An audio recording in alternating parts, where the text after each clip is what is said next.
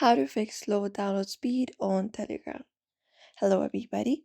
If you're having the issue of slow download speed on Telegram, when you open it up and head over to any of the chat and download any of the media, you may follow the steps. So, what you can do is you can perform a speed test or you can switch over to better connection because that may be the issue. So, you can head over to settings for that, open it up, and then once you open it up, you can go over the connections and from there go over to Wi-Fi and switch over to a network that is working properly or even data, switch data for better connection. Apart from that, you can clear the cache of Telegram. So for that, what you can do is you can head over long press on Telegram itself and go to the info section like this.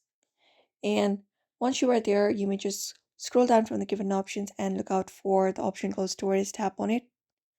And once you tap on it, tap on clear cache and clear the cache of Telegram and refresh your Telegram app and see if that works. Apart from that, you can head over to Telegram settings, open up Telegram first and head over to the settings. And then within settings, go to data and storage, tap on it. And once you tap on data and storage, go to data uses and find the automatic media download section here. If there is this one right here.